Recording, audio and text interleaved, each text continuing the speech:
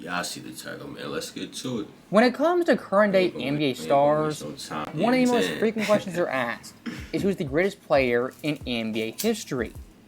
And the Yeah. majority of these players who didn't even see Michael Jordan play, they still pick him overwhelmingly as the greatest player in NBA history. Now, one rising star who didn't pick Michael Jordan was the newest Laker fan favorite, Austin Reeves. And look, it's You know what I'm saying? not really surprising.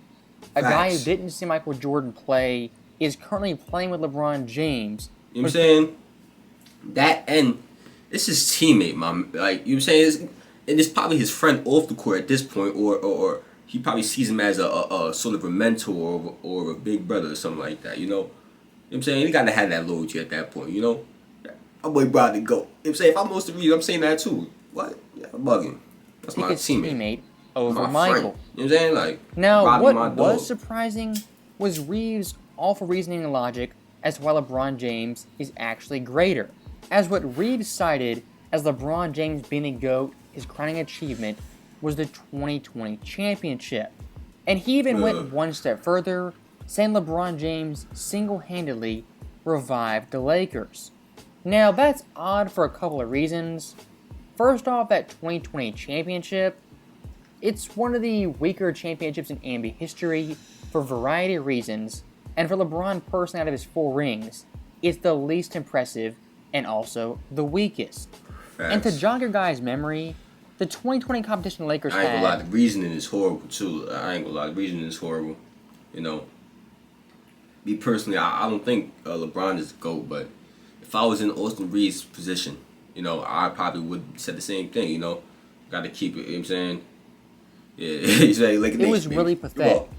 As in the first round, they played the 35-win Blazers, second round, 44-win Rockets, West Finals, 46-win Nuggets, and the NBA Finals, the 44-win Heat. If you take all 4 of those teams, the collective win percentage is only 57.8%. Looking through NBA history, the last 43 years, that 2020 Lakers title on opponent's win percentage ranks 39th out of 43. For comparison, the top 5 toughest championships ever, based off opponent's win percentage, were 95 Rockets, 97 Bulls, 2016 Cavs, of course LeBron James, 02 Lakers, and 93 Bulls. For all 5 of those championship runs, the opponent's win percentage was well above 65% and nearly 10% higher than the 2020 Lakers. And one thing I do want to note very quickly, that 97 Bulls championship run, it's not really ever talked about or mentioned when it comes to Michael Jordan. But if you look in depth at it, the competition he faced was simply all-time great. As in the first round, played the 44-win Bullets, who had Chris Webber, Juwan Howard, 2 All-Stars, as well as Rod Strickland. The second round, the 56-win Hawks, who had Mookie Blaylock, Mutombo, Steve Smith, and Leitner, all 4 guys who were All-Stars at least once in the mid-90s. And the Eastern Conference Finals, the 61-win Heat, who had Tim Hardaway, Alonzo Mourning, and a young Jamal Mashburn. If you compare Jordan's East in 1997 to LeBron's West in 2020, it's not even close. Nah, And in facts. terms of finals difficulty, You can't argue that. You know what I'm saying? The facts are put right there in front of you. You know, the win percentages and all that. You can't argue the facts, you know? Michael Jordan 97 played the 64-win Utah Jazz. No. LeBron in 2020 Under 20 played losses. the Heat. Tough. If you want an all-time great playoff run in terms of difficulty, that 2020 Lakers championship simply does not cut it. And a big theme of LeBron's career, it has been carrying teams and carrying poor rosters. But when it comes to the 2020 championship, look, don't get me wrong, LeBron James, he was great, but it was far from a carry job or dragging a team to a championship. As looking at Anthony Davis, everyone forgets AD for at least half that run was LA's best player. And in total, Well, I don't think every everybody forgets that. 27.7 points, I leading the don't think Lakers. everybody forgets that. I think a lot of LeBron fans forget that, you know, with the losing LeBron fans. Because I'm a LeBron fan as well, but I'm not, you know what I'm saying, crazy. I'm an objective LeBron fan, I guess you could say. You know? On 57% shooting from the field, while being a menace on defense and the best defender in the game. And debatably, the biggest shot of the postseason came from Anthony Davis in the West Finals versus Denver. And for that entire Denver series, Anthony Davis averaged 31 points while guarding Jokic and leading LA to the NBA Finals. And one thing nobody ever talks about or wants to acknowledge is LeBron in these playoffs in the fourth quarter's big-time clutch moments. He really wasn't that clutch and had no signature play or signature shot. As looking at the clutch time stats, the final 5 minutes within 5 points, LeBron in this 2020 run averaged 1.3 points on 18.8% shooting. For the Lakers, he wasn't their leading scorer in the clutch, and for the entire NBA, ranked 38, tied with PJ Tucker. Sheesh. And what some fans might say is LeBron, he was 35 years old, you can't blame him for not being good in the clutch. But if you want to be that Michael Jordan level of clutchness, that Michael Jordan level of just greatness, look at age 35 Michael Jordan in the NBA playoffs compared to LeBron James. When it came to clutch time scoring, Jordan averaged 5.4 points per game on 44% shooting. For his Bulls team, he was first by a mile, and for the entire NBA, was first overall. If Michael Jordan for clutchness is the bar, the standard, LeBron in 2020 didn't come close. Nah, facts. And looking back at Anthony Davis, if you think AD was the better player in 2020... I don't think that ever been a if that's the debate that you're having, like, if LeBron is clutcher than Michael Jordan, I think you're just, what are you doing? What type of debate is that? Like, you're not debating anything, because everybody knows Michael Jordan is one of the clutchest players to ever live. You know, probably the clutchest player to ever live. You know, LeBron's not that clutch. You know this. He's clutch. He's definitely clutch. You know, he hit some clutch shots. He did some clutch things. He's more clutch than the average player, for a fact. You know, but you know what I'm saying? Like Uncut said, the Michael Jordan standard of clutchness is just a different level, bro. 2020, more power to you. I still say LeBron James marginally was better due to his passing and playmaking, but it was really, really close. And for someone like Austin Reeves, to base LeBron's GOAT case on that 2020 championship, that's like I said pretty before, weak argument. Yeah, that's horrible. And for comparison's sake, look at Michael Jordan's best teammate, that being Scottie Pippen.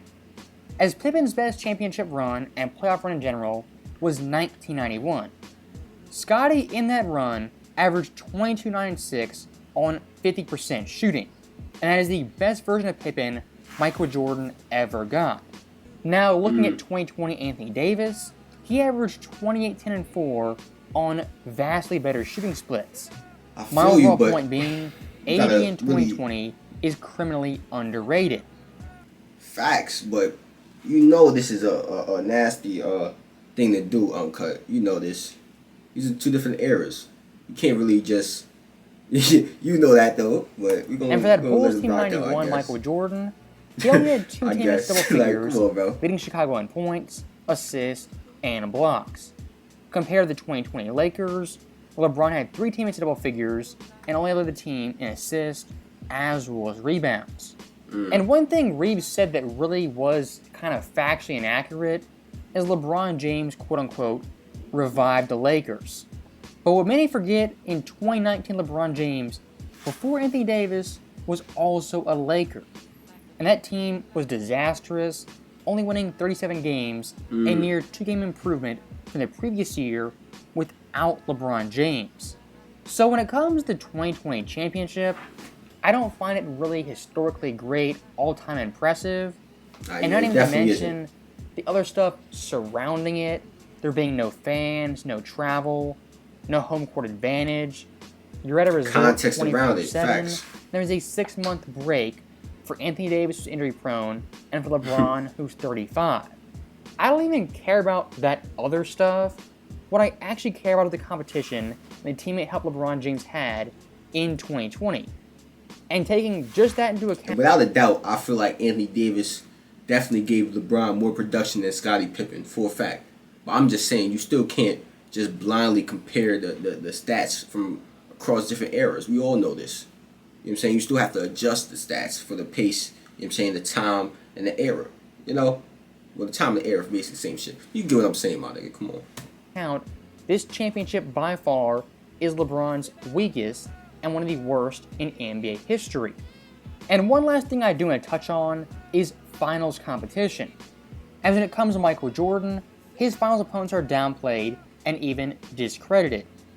Never mind the Lakers 91 winning 58 games, the Blazers 92 57, the Suns 60 plus, the Sonics 60 plus, and Utah 60 plus both seasons. Never mind that, those teams are downplayed and always crapped on. But when it comes to the 2020 NBA Finals, those same fans who talk about Jordan's competition being weak, they're awfully quiet about the Heat team LeBron played. I can say that, though. That's a fact. I do not hear people criticizing the competition that LeBron has had until recently. That's just been happening recently. I ain't gonna lie. Recently, people have been really looking into the competition that LeBron's been facing throughout these actual playoff runs. And this 2020 playoff run is not one of the more competitive ones, I guess you could say, bro. Like, it's definitely, I don't know. As that Heat team LeBron James his Lakers beat, it is trash. You should have, if you were to say, like, the scoring record, you know what I'm saying, he should have said a combination of things. Yeah, it's always a combination of things is the reason why someone's a goal. It's not never just one thing, in my opinion, you know. I mean, he may have just said that's what put him over the hump, but still, bro. Drastically worse, definitively worse than anything Jordan played in the finals. As when it comes down to it, it was Jimmy going solo versus AD LeBron and a host of role players. As on his roster, he had a rookie Tyler Hero, second-year Duncan Robinson, Bam Adebayo, who was injured and missed 2 games, and Dragic, who missed 4 games. And for some added context, both Bam and Dragic in the Eastern Conference Finals were the Heat's 2 leading scorers. But when it came to the NBA Finals, they were hurt, banged up, and not close to 50%. Nobody ever talks about that, it's never mentioned, and it's always swept under the rug. Yeah, because I feel like the injuries and all that is a part of the that's a part of basketball, though, bro. Because if you do that, you got to go back to every person that then got injured in every series, bro. You can't, injuries and people not being all the way healthy, that's a part of the game. But the competition, that's something you can't argue. You can't argue that. You know, the stats is right there. The win percentage is right there. That's how dominant that team was in their era. You can't diminish that. Come on, bro. And look, when it comes to Austin Reeves, he can have his opinion, have his take about LeBron James being better than Jordan. My overall problem with it, though, is not having LeBron James higher than him. It's the overall logic and reasoning of why you did. I understand. And look, I understand that because that wasn't crazy. It doesn't matter. You know? But if you're talking peak for peak, era for era, championship for championship, Michael Jordan always comes out on top. As always, thank you guys for watching. Hope you enjoyed it. That's the end of this one, y'all. If y'all enjoyed, I know what to do. Click on the last reaction, turn on post notifications, like the video, comment, subscribe, share the video with your peoples on social media platforms, and I'm out of here, man.